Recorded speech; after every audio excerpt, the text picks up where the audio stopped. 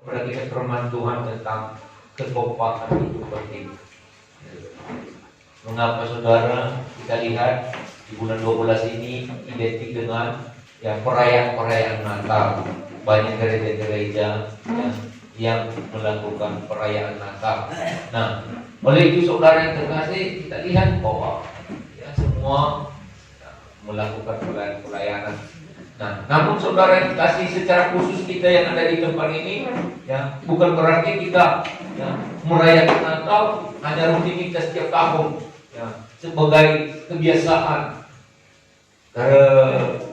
terhadap semua umat Kristen Tetapi marilah kita tingkatkan satu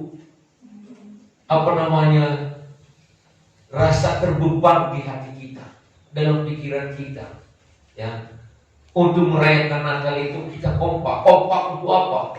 Membuat apa yang kita lakukan itu bisa menjadi jalan kebangunan rohani, menjadi jalannya kesembuhan ilahi kepada jiwa-jiwa yang datang dan hadir. Bukan hanya sekedar perayaan, ngerti saudara? Bukan hanya sekedar perayaan, sukacita, kegembiraan yang umum, tetapi mari kita bangkitkan di hati dan pikiran kita satu kekompakan untuk apa? Untuk membuat pekerjaan Tuhan ini bisa dikenal, memberikan tentang Yesus itu bisa dikenal, bahwa betapa indahnya hidup di dalam Tuhan, bahwa betapa indahnya orang-orang yang sudah mengikuti Yesus Kristus, dan kita tunjukkan itu di dalam kekompakan kita, dalam kebersamaan kita, dalam kesehatian kita. Amin.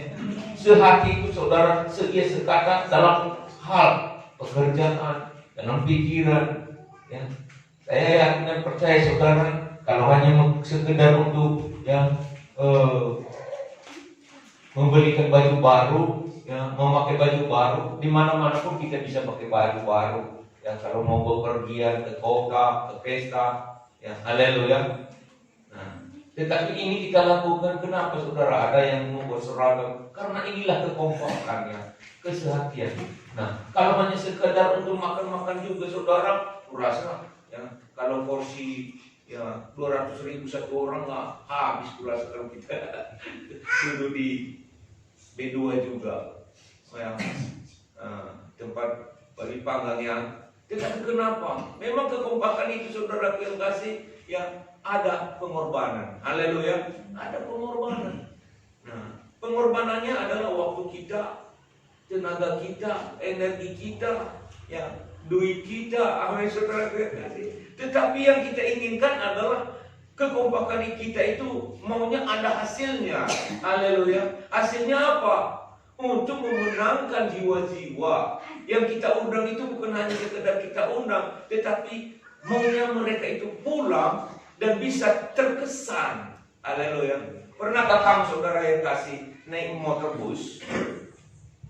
Dan dulu saudara sebelum ada sepeda motor, sebelum ada kendaraan pribadi, saya sering naik bus. Nah, di dalam bus itu saudaraku yang kasih, banyak ragam orang yang kita temani duduk. Nah, saudara, ragam pembicaraannya, tipe-tipe tingkah lakunya, ada yang tidak menghargai satu dengan yang lain. Seenaknya saja makan siri kalau perempuan, seenaknya saja ngisap rokok kalau laki-laki. Yang sementara walaupun ada yang kurang-kurang saya nggak begitu peduli. Yang penting diri mereka sendiri yang mereka pikirkan. Itulah saudara. Pembicaraannya juga ada kadang-kadang aneh-aneh. Ada yang ceplas-ceplos. Tahu ceplas-ceplos saudara kasih. Yang kadang-kadang pantang pun nggak peduli mau diucapkan bagaimana, nggak memikirkan tersinggung si A, tersinggung si B. Haleluya. Begitulah kalau di dalam bus itu. Ada juga saudara kita temukan orang yang ramah. Tahu ramah saudara? Pembicaraannya, santunnya, dia katakan dari mana Pak, mau ke mana Pak, kan begitu kalau kita naik bus itu saudara. Ada kita jumpai orang-orang yang baik budi. Singkat cerita masing-masing turun di tempat tujuannya masing-masing. Kita pun demikian, haleluya. Tetapi setidak-tidaknya ketika sampai kita di rumah ada kesan, haleluya. Dalam pertemuan kita di sebuah bus itu ada kesan. Kita teringat ketika kita duduk, teringat perjalanan kita, suasana kita duduk di bus itu. Kita ingat seseorang, anak itu bicaranya kasar kali. Kita ingat juga yang satu lagi, bapak itu, ibu itu, sopan yang bicaranya. Itu yang disebut kesan. Haleluya. Mari kita kompak untuk membuat kesan yang positif. Amin. Haleluya. Ngerti maksudku? Amin. Iya. Ini. Di dalam Alkitab saudara ada tertulis di dalam Markus pasal 2 ayat 1 sampai 5. Mari kita baca. Markus pasal 2 ayat 1 sampai 5.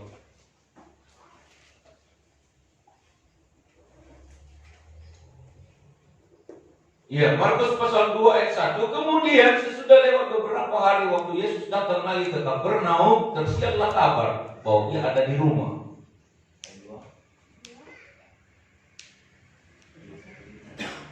Maka datanglah orang-orang berkerumun sehingga tidak ada lagi tempat, bahkan dibuka pintu pun tidak. Sementara ia memberitakan firman kepada mereka. Ayat 3.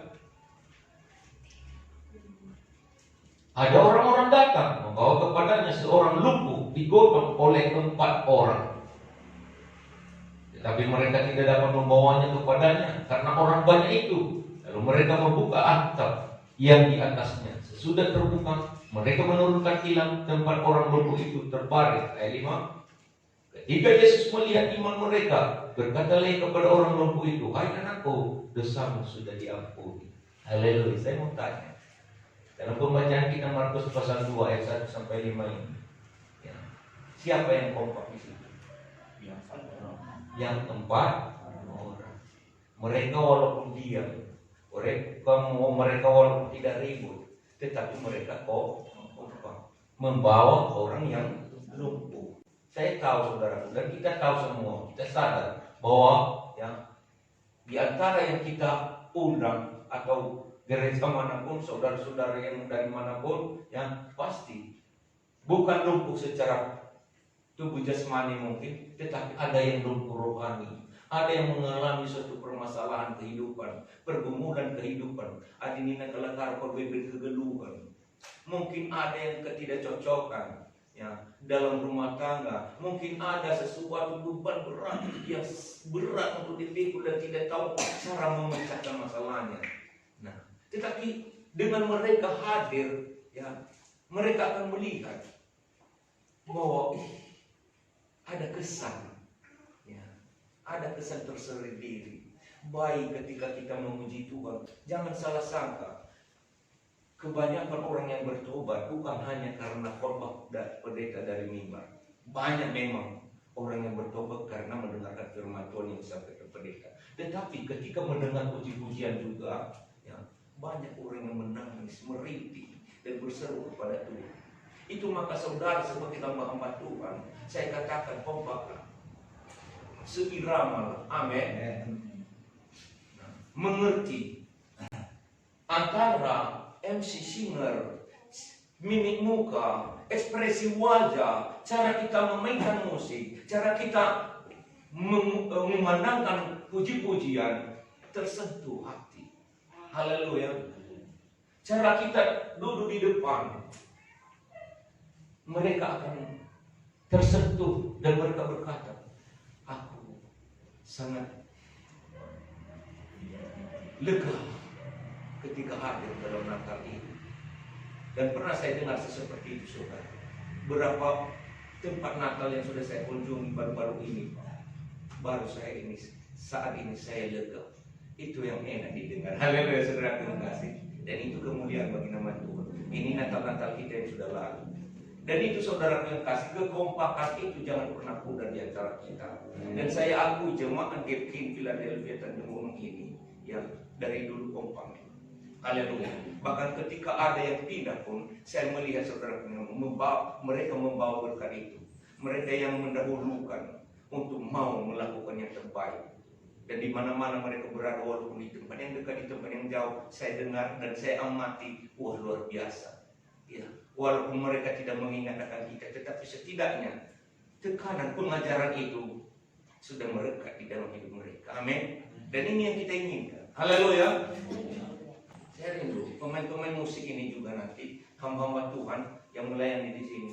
Ya, walaupun tadi mana, entah bagaimana ya perjalanan hidup kita ke depan, ingatlah bahwa kesan itu sangat penting di dalam kepribadian kita. Haleluya.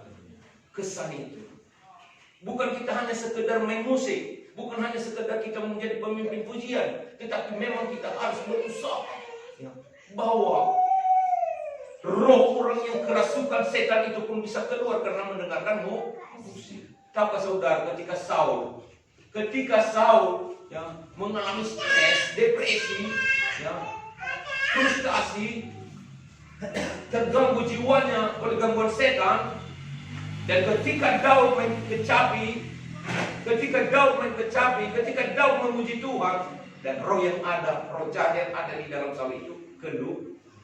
Jadi kita tidak sembarangan. Dan Tuhan berkata, di atas pujian-pujian umatnya, dia bertahta.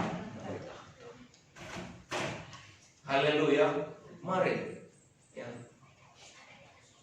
Maka semua doakan, semua alat-alat musik urapi Tuhan, pemain-pemain musik, ya, penyanyi-penyanyi yang mengangkat puji-pujian, semua kita yang mengambil bagian dalam pelayanan pekerjaan Tuhan, diurapi Tuhan, yang main tamborin, main rebana. Saya lihat ada ide-ide yang baru, bagus, tingkatkan prestasi. Amin. Haleluya. Nah, ini kekompakan. Kita lihat saudaraku yang kasih yang kompak tadi empat orang. Mereka membawa orang lumpuh. Nah, ada korban yang mereka lakukan dalam membawa orang yang lemah ini, yang lumpuh ini. Ada korban apa saudara? Karena ada yang menghalang-halangi jalan, sehingga orang lumpuh itu tidak bisa dibawa kepada Yesus. Mereka ambil inisiatif, mereka mempunyai tekad, dengan iman yang kuat mereka bobol atap rumah orang. Korban enggak saudara? Korban. Mereka kompak, apapun resikonya, yang penting orang ini bisa sampai ke hadapan Yesus dan disembuhkan. Amin. Haleluya. Nah, itu. Lalu mereka turunkan orang yang sakit lumpuh itu, dan apa yang Yesus lihat di dalam ayat 5. Ketika Yesus melihat iman mereka, berkatalah ia kepada orang lumpuh itu, hai anakku, dosamu sudah diampuni. Iman siapa? Iman orang yang lumpuh atau iman orang yang pada orang itu? Pada orang itu ya. Ketika Yesus melihat iman mereka, kalau mereka itu berarti lebih daripada satu. Berarti yang 4 orang itu, maka orang lumpuh itu pun dosanya diampuni karena dia sudah sampai di hadapan Yesus. Mereka ambil inisiatif. Ketika ada yang menghalang-halangi orang itu jumpa dengan Yesus, mereka ambil resiko, apapun resikonya. Mau korban duit, gaji atau rumah orang, nggak apa-apa lah. Yang penting orang ini bisa menerima Yesus dalam hidupnya, bisa disembuhkan dari lumpuhnya, bisa dimenangkan iman jiwanya bagi Tuhan. Haleluya. Dan saudara kekasih, ini yang saya katakan tadi, kekompakan itu penting. Haleluya. Dan saya bersyukur sekali ya, karena kekompakan kita sebagai jemaat di tempat ini terus terjalin dari tahun ke tahun. Yang mari saudara galakkan terus. Amin. Haleluya. Mari kita angkat pujian kita. Maju ke depan.